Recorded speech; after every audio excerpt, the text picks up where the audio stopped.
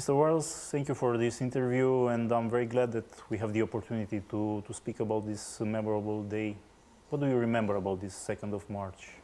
I was at the ski resorts up in Piona Brazov, skiing away.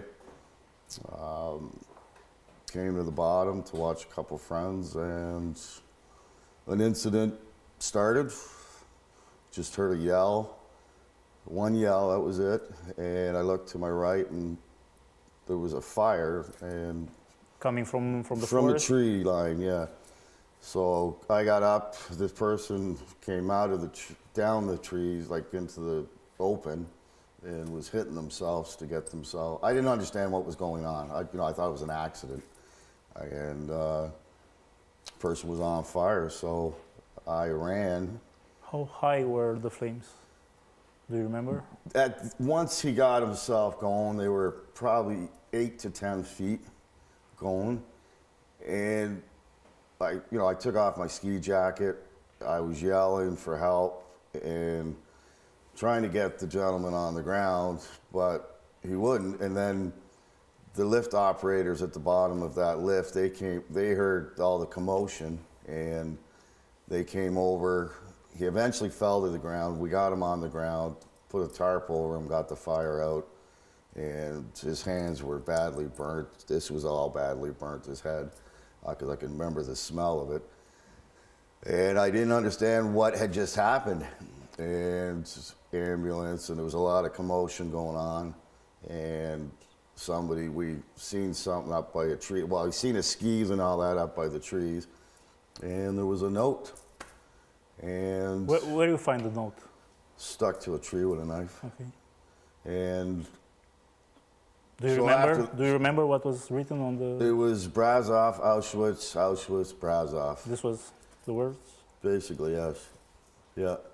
And Brazov equals Auschwitz. And so I didn't understand, and it all happened so quick. Then we realized what it was. We'd spoke to a few people about what had been going on in the country. And When you arrived in Piona Brazov, you were there for that holiday, was just for a it was a holiday. skiing vacation. So it was like midweek when it happened, and we only had like 2 or 3 days left, and then we were leaving to go home, back to the UK, back to Scotland. Do you remember how was the inquire after the incident? What happened there? Well, On the the- day after all that happened, the person was taken away in an ambulance. She was They bitten. came quickly, the paramedics? Yeah, it was, it all was happening so quick. So a couple friends, we wandered back to where we were staying, and we were trying to figure out, what had just happened here. And then I got interviewed by, some gentleman, army personnel or whatever. Maybe And police, Securitate. could have been, might have been, probably. And then the last night before we were leaving, there was a dinner for everybody, and they came to me with a bag with a ski jacket and this and that, blah blah blah. There was like 3 of them, and I just, Your ski jacket that you try to use it? oh, it was burnt. It was gone. There was nothing left. It was just had big holes in it because it was burnt. And then on the plane, flew home. And then realizing, what had happened, I contacted the papers, BBC Radio Scotland, Sunday Times, and Amnesty International. And then from there, it went from there. I saw that you keep all the phone numbers that you Yeah, contact I these days. don't know why I have it all. I just figured someday somebody might want it.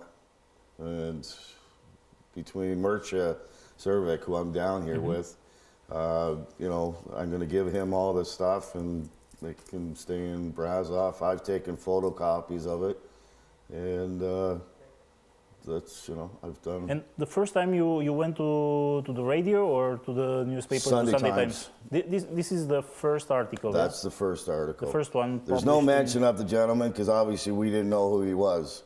It wasn't until the follow-up article by Mr. Jennings that I found out who he was, his wife, he had a daughter, where he lived, things about him, like, he was an artist and this and that. I didn't know what he was, who he was. How you managed to get information about Liviu Babeș?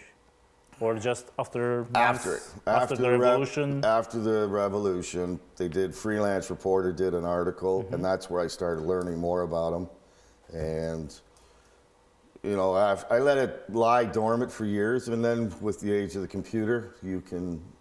Okay, but the first story issued in the British press was about a dissident, a Romanian dissident who tried to protest against the regime and to make this extreme protest. That's correct.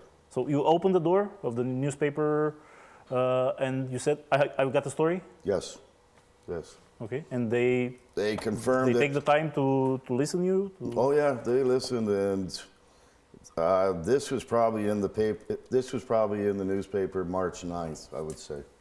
And after that, somebody tried to contact you from Romania, I don't know. Where I lived in Scotland, I was in Brigawere, and we were getting some funny phone calls. My father phoned the Canadian consulate in London just to let them aware of what had happened and this and that. They said there shouldn't be any problem. And then 7 months later, the revolution was... It basically started and was over, for Christmas of that year. So you were the eyewitness of an incident who was preceding the revolution, the Romanian Revolution. Yeah, I would say so. You told me before that Liviu Babeș was still alive when the paramedics came. Yes, he was. He was still moving around. He's moving. Yeah. He tried to speak. He tried to No, never say said something. nothing. No, he was just moving around. He was not trying to say anything. I was this close to him, trying to put out the fire when he was standing. No, and the smell is unbelievable. You keep in mind this smell, or also the image. The image. It's a lot. It's something you'll never forget. Let's put it that way. But it had an effect on me for a few years. But it is what it is, and He didn't try to say nothing, even when he was sliding. No. With the flames on it. The only time he said something was probably on the initial, when he lit himself, the initial pain of that. But other than that, he did not say a word. No noise, nothing. No, I guess it was just the pain. He probably was in shock. I don't know. But no, he didn't say a word. Didn't say a word. It's a story about the Securitate guys who try to put the story in this term. It's a mad person who... That's correct. Commits suicide because he's sick. They deliver to you the story also? They told me that he was crazy. I said okay, but once we seen the note, we knew what it was. The first thing that came to mind to me, it was a Jan Pollock sort of thing. Like you start relating back to other stories you'd heard. So for me, it was okay. I tried to with the fire. Okay, we couldn't. I said, well, I got to get this man's story out. Whoever it is, I don't know who it is, but just to let them know that something happened here, So I made it not a mission or anything like that. I just figured I'd phone the Sunday Times. It's one of the better papers, goes worldwide, BBC Radio, and then I guess it ended up on Radio Free Europe, which Murchie heard when he was in a camp, so. You're gonna meet in few hours Etelka Babeș, the wife of... From what I understand, yes. How do you feel in front of this meeting? I don't really know. This is all, I would never thought I would be, let's put it this way, I never thought I would have had a tie with Romania and with something like this. But I'm looking forward to meeting her and, just say I did I did what I could do and that was it, and then go from there. But as I said, the article's in this paper, but if you turn to the back of the paper that same day, it brings out stories of this. the babies It's that the were babies dying with in AIDS. orphans and stuff like that, the Romanian babies that were missing. So, you know, if things hadn't have went the way they went, this would never have came out. You know, so. It's your first time in Romania after 25 years. 25 coming years back. to this week, today. Yeah, 25 years. I was 24. Thank you for this interview, and I gonna say thank you for what you did in the name of Romanian people who gonna appreciate this. Not a this action. problem. I just did what I felt had to be done. Thank you again. No problem.